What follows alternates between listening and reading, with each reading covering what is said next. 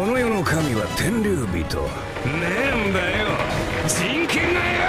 差別とは安堵だ。偉い時代に元帥になったわい。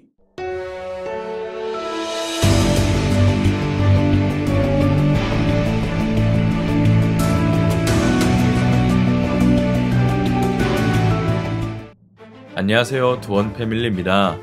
현재 원피스는 오니가시마 전쟁을 지나 마침내 루키였던 루피가 사왕 카이도를 격파하며 새로운 사왕으로 성장했는데요.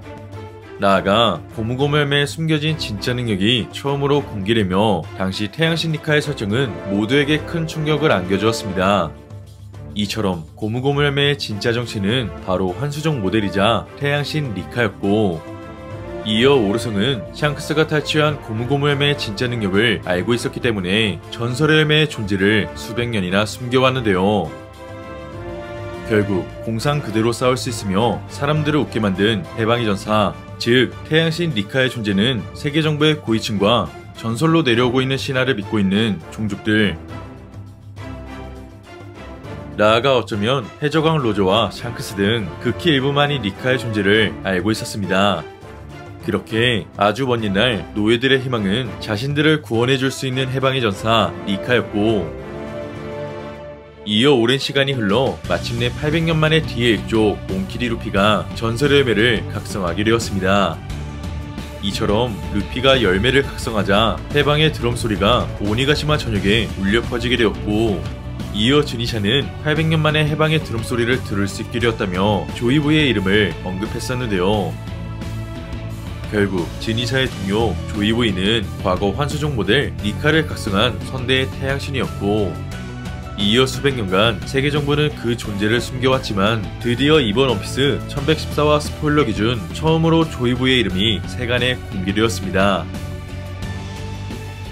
나아가 조이보이의 이름을 언급한 존재는 바로 천재과학자로서 자신의 이름을 세계에 알린 베가펑크였고, 이어 그동안 수많은 발명과 세계에 영향을 줄 수 있는 존재로서 해군의 과학자로 활동했었습니다.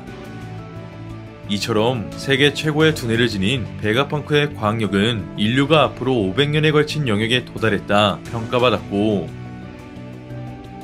이어 해왕류의 칸벨트를 자유롭게 왕래할 수 있는 해루석의 발명과 정상결전에서 활약한 인간병기 파스피스타, 그리고 혈통인자를 발견하며 최강의 인류를 탄생시킨 세라핌 등 수많은 업적을 남기게 되었습니다. 그렇게 베가펑크의 업적을 알고 있는 세계의 사람들은 베가펑크의 존재는 무척이나 뛰어나고 해군 측 사람으로서 공신력마저 있다는 것을 알고 있었는데요. 이처럼 베가펑크의 명성이 세간에 널리 알려진 가운데 베가펑크는 영상 전보벌레를 통해 이제 곧 세계가 바다에 가라앉을 거라는 충격적인 이야기를 전달했습니다.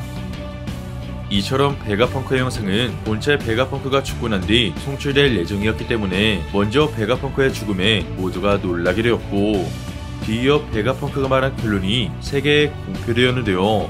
그렇게 지금까지 쌓아온 베가펑크의 명성으로 인해 해적섬 하치노스마저 베가펑크의 이야기를 주목하는 모습을 보여주었고, 나아가 충격적인 폭로를 듣게 된 해군들 또한 믿을 수 없다는 표정을 보여주었습니다. 이처럼 파괴에 강림한 오르성들은 태양신 리카루피를 처리하는 것보다 공백의 병균을 연구한 베가펑크를 우선적으로 제거하려 했는데요. 하지만 오르성들은 끝내 베가펑크의 영상 전보벌레를 발견하지 못했고, 최후의 수단으로 에그헤드 자체를 파괴시킬 수 있었지만 끝내 이무가 원했던 마더플레임의 시설을 지키기 위해 에그헤드 파괴를 통한 영상 저지는 시도하지 못했습니다. 나아가 베가펑크는 버스트콜로 소멸한 오하라의 의지를 잊고 있었고, 이어 에바포로 옮겨진 오하라의 고대 서적들을 전부 읽어내며 과거 고대 왕국에는 조이보이라는 사내가, 그리고 공백의 평균이 어째서 암흑기 시절이었는지 오랜 연구를 통해 결과를 도출해낸 것 같은데요. 이처럼 베가펑크마저 고대 왕국의 비밀을 완전히 밝혀내지 못했지만 세계의 모든 사람들이 공신력을 지닌 베가펑크의 폭로를 듣게 되었기 때문에 앞으로 정부가 이번 사건을 덮기 위해 새로운 내용들을 공표한다면 이번만큼은 충분한 의구심이 들 수 있게 되었습니다. 影響力ってのは得難い力だ。 결국 오하라의 연구를 이어간 베가펑크를 통해 드디어 세계가 800년 전 고대 왕국과 조이부의 이름을 듣게 된 가운데 그중 정부의 산하 조직 해군의 향후 행보가 중요해질 것 같은데요. 먼저 원수 아카이누는 철저한 정의관을 지닌 해군으로서 과거 오하라의 사람들을 모두 제거할 정도로 수단과 방법 그리고 대가를 가리지 않았던 냉혹한 해병임을 알 수 있었습니다. 나아가 해적들을 악으로 규정했고 이어 인간이란 바르게 살지 않으면 살 가치가 없다는 말과 함께 정상교전에서도 강인한 면모를 보여주었는데요. 하지만 그런 아카이누도 일전 정부가 도플라밍고를 이용해 전세계를 농간하자 더 이상 명령대로 움직이지 않을 거라며 오르성 앞에서 자신의 감정을 드러낸 적이 있었습니다. 결국 해군의 정점에 오른 아카이누는 세계 정부의 최고 권력 오르성과 마주할 수 있는 위치까지 오르게 되었지만 이내 사왕 검은섬과 최악의 시대 로우가 격돌한 신세계 위너섬에선 결판대기 명령을 받게 되었고 나아가 마리조아에선 쿠마를 상대로 천룡인을 지켜내야 하는 전투를 벌이게 되었는데요. 이처럼 해군의 정점 아카이누 또한 자신을 가축이라고 표현한 해군대장 키자루처럼 세계 정부의 명령을 따를 수밖에 없는 한계를 보여주었습니다. 하지만 베가펑크로 인해 그동안 정부가 은폐해온 충격적인 진실들이 잇따라 공개된다면 절대적 정의와 세계 평화를 위해 결성된 해군의 수장으로서 누가 진정한 악인지를 판단해야 하는 날이 올 것 같은데요. 나아가 최근 해군대장 키자루는 절친 베가펑크의 제거 임무를 받게 되자 곤혹스러운 표정과 내면의 갈등을 차례로 보여주며 키자루마저 흔들리게 되는 모습이 공개되었습니다. 한편 키자루는 결국 정부의 명령을 따를 수밖에 없었기 때문에 베가펑크를 제거할 수밖에 없는 선택을 내리게 되었지만 해군대장 중 후지토라는 로쿠교와 달리 세계 정부를 신처럼 생각하고 있지 않기 때문에 만약 정부의 악행을 차례로 알게 된다면 해군으로서 정부의 반감을 드러낼 수 있을 것 같습니다. 이처럼 그동안의 해군대장들의 청의는 모두 달랐기에 원수의 자리를 두고 충돌하는 사건이 벌어졌듯이 앞으로 정부를 대하는 후지토라의 향후 행보도 주목해야 할 것 같은데요. 반면 아라마키는 인권을 생각하지 않는 대장이며 천룡인을 신이라 생각하고 있지만 철저한 정의관이 지닌 원수 아카이누를 따르고 싶어 하기 때문에 아카이누가 정부를 어떻게 대하는지에 따라 해군의 판도가 달라질 수 있을 것 같습니다.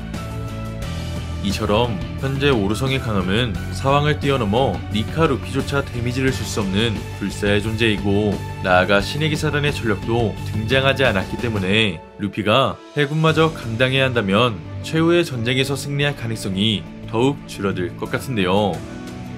때문에 사람을 지키고 싶어하는 후지토라가 정부에게 반감을 드러내 새로운 방향을 제시한다면 아카이누 또한 키자루처럼 흔들릴 수밖에 없는 시점을 맞이할 수 있을 것 같고 이어 아카이누와 아오키지가 충돌한 사례가 있었듯이 앞으로 해군의 입장과 행보에 따라 루피가 일으킬 거대한 전쟁의 판도가 달라질 수 있을 것 같습니다. 이처럼 원수 아카이누의 중요한 선택이 점차 다가올 수 있는 가운데 해군본부 측은 아무런 충돌 없이 정부의 명령만 따르게 됐지 아니면 해군대장들의 입장 차이로 인해 예상하지 못한 결전이 성사될지는 에그헤드 편 이후를 주목해야 할 것 같은데요. 과연 세계는 영향력 있는 베가펑크의 말에 동조하며 조이보의 존재를 믿게 됐지. 나아가 루피는 조이보의 과업을 이루기 위해 정부를 상대로 굳은 각오를 다지며 이제는 흰수염이 말한 전쟁을 준비하게 됐지는 앞으로 전개될 원피스 최신화를 기대해보면 좋을 것 같습니다. 이번 영상은 여기까지입니다. 시청해주셔서 감사합니다.